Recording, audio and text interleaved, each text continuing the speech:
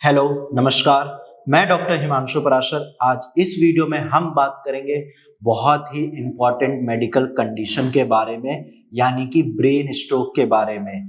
Brain stroke अगर किसी patient को होता है तो उसकी वजह से पेशेंट को पैरालिसिस की प्रॉब्लम हो सकती है और कई बार ये भी देखा गया है कि ब्रेन स्ट्रोक की वजह से पेशेंट की जान भी चली जाती है। तो ये एक मेडिकल कंडीशन है जो काफ़ी ज़्यादा खतरनाक है। अगर आपके किसी रिलेटिव को या नोन को अगर ये प्रॉब्लम हो रही है तो इसको इग्नोर नहीं करना है। और इस वीडियो में मैं आपको ये भी बताऊंगा कि ब्रेन स्ट्रोक क्या है, इसके साइन और सिम्टम्स क्या होते हैं और कैसे पता करें कि ब्रेन स्ट्रोक की दिक्कत आपको है या हो सकती है।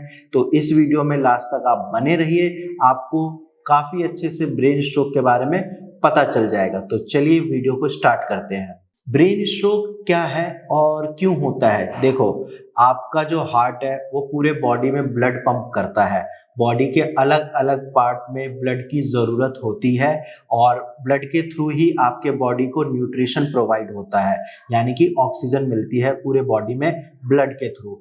अब मान लो किसी को ब्रेन स्ट्रोक की प्रॉब्लम हुई है तो वहाँ पे ब्लड सप्लाई कम हो जाएगी या बिल्कुल ख़त्म हो जाती है। तो इसी कंडीशन को हम बोलते हैं कि पेशेंट को ब्रेन स्ट्रोक हो गया।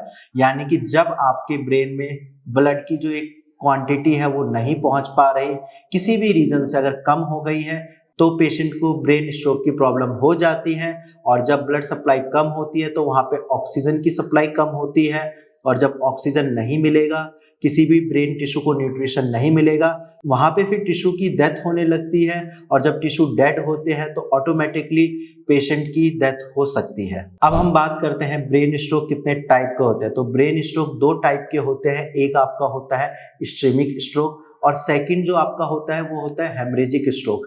इस्केमिक स्ट्रोक मतलब जैसे कि नाम से ही पता चल रहा है कि ब्रेन में कोई क्लॉट फॉर्मेशन हो गई है, जो आपके ब्रेन की वेसल्स है वहां पे कोई क्लॉट फॉर्मेशन हो गई जिसकी वजह से ब्लड की सप्लाई कम हो गई है, तो वहां पे फिर ब्रेन स्ट्रोक हो जाता है। सेकंड है हेमरेजिक स्ट्रोक। हेमरेजिक स्ट्रोक यानी कि ब्रेन के अंदर वेसल्स में ब्लीडिंग हो गई है। कई बार आपने सुना होगा ब्रेन हेमरेज हो गया है, तो ये वही है हेमरेजिक स्ट्रोक और ये ब्रेन स्ट्रोक का एक टाइप है। अब हम बात करते हैं कि ब्रेन स्ट्रोक की प्रॉब्लम किन पेशेंट को ज्यादा हो सकती है या फिर क्यों होती है।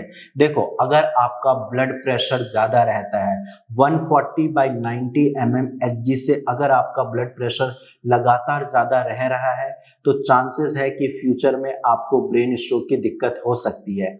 सेकंड कॉज जो है वो है डायबिटीज।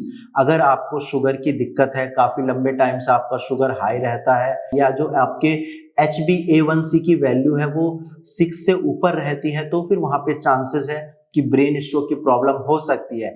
थर्ड रीजन है ओबेसिटी, यानी कि मोटापा।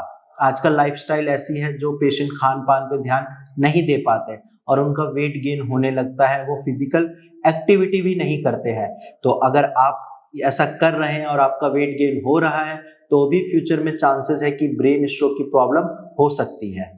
इसके अलावा नेक्स्ट पॉइंट है हाई कोलेस्ट्रॉल इनटेक। अगर आपका कोलेस्ट्रॉल लेवल ज़्यादा है या आप फैट फूड खा रहे हैं या कुछ ऑयली चीज़ें खा रहे हैं तो भी वहाँ पे चांसेस है कि आपको ब्रेन स्ट्रोक हो सकता है, क्योंकि आपके ब्लड वेसल्स में क्लॉट फॉर्मेशन हो सकती है जिस वजह से ब्रेन स्ट्रोक की प्रॉब्लम हो जाएगी। नेक्स्ट पॉइंट है जिसकी वजह से ब्रेन स्ट्रोक की प्रॉब्लम हो सकती है, वो है स्ट्रेस। आजकल पेशेंट बहुत ज़्यादा स्ट्रेस ले रहे हैं, जॉब की stress, family stress, personal life stress. इस वजह से अक्सर आपने देखा होगा कि एकदम से ब्रेन स्ट्रोक हो गया, ब्रेन हैमरेज हो गया, पेशेंट को तुरंत आपको हॉस्पिटल ले जाना पड़ता है, क्योंकि स्ट्रेस की वजह से अगर आप 24 घंटे माइंड में आपके कुछ ना कुछ चल रहा है तो इस वजह से भी ब्रेन स्ट्रोक की प्रॉब्लम हो सकती है। ये सारी चीजें हो गई कि कॉज के बारे में कि ब्रेन स्ट्रोक क्यों होता है, इसके कॉज क्या है। अब हम बात करते हैं ब्रेन स्ट्रोक के साइन और सिम्टम्स के बारे में। आप एक चीज याद रखिए, बस एक मैं याद करने के लिए बता रहा हूँ, FAST, फास्ट। फास्ट मतलब फेशियल ड्रूपिंग। अगर पेशेंट के फेस में कोई चेंजेस आ रहे हैं, ऐसा लग रहा है कि फेस की जो मसल्स है वो वीक हो चुकी है, तो आप समझिए कि ये ब्रेन स्ट्रोक के सिम्टम है। ए से आर्म्स वीकनेस। अगर किसी के हाथ में ऐसा लग रहा है कि वीकनेस है, कमजोरी आ गई है, चीजों को सही से होल्ड नहीं कर पा रहे हैं, तो वहां पे भी ब्रेन स्ट्रोक की प्रॉब्लम हो सकती है। एस से है स्पीच में दिक्कत, यानी कि डिफिकल्टी इन स्पीच। अगर आपके बोलने में दिक्कत हो रही है, आप सही से बोल नहीं पा रहे अपनी बातों को, तो भी ये ब्रेन हेमरेज की वजह से हो सकता है। और T4 टाइम टू एक्ट, यानी कि आपको उसी समय डॉक्टर को दिखाना है, ज्यादा डिले नहीं करना है, क्योंकि सही टाइम पे अगर आपने सही ट्रीटमेंट ले लिया तो आपके ब्रेन स्ट्रोक में चांसेस हैं कि इंप्रूवमेंट हो जाए और आपकी प्रॉब्लम ज्यादा कॉम्प्लिकेशन क्रिएट ना करे। इसके अलावा कुछ और सिम्टम्स हैं, जैसे कि बोलने में दिक्कत, जो कि मैं बता चुका हूँ। आपकी विजन कमजोर हो जाती है, आपको चीजें ब्लर दिखती है, आप देखोगे आंखों के आगे धुंधलापन छा जाता है। कई बार मैंने ओपीडी में ये भी देखा है, पेशेंट को चक्कर आते हैं। पेशेंट जैसे ही खड़े होते हैं उनको ये लगता है कि वीकनेस हो गई है, चक्कर आ रहे हैं, आंखों के आगे अंधेरापन छा गया है। तो ये सारे सिम्टम्स ब्रेन स्ट्रोक के होते हैं। अगर आपको भी ये सिम्टम्स आ रहे हैं तो आपको इग्नोर नहीं करना है।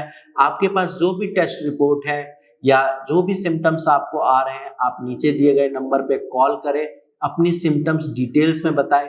मेरी टीम आपको अच्छे से गाइड कर देगी और आपकी भी जो प्रॉब्लम है वो ठीक हो सकती है भारत होम्योपैथी की कस्टमाइज्ड मेडिसिन से। बाकी आप ध्यान रखिए अपना और हेल्दी डाइट लेते रहिए और ज्यादा टेंशन नहीं लेनी है। आज की वीडियो में इतना ही। धन्यवाद।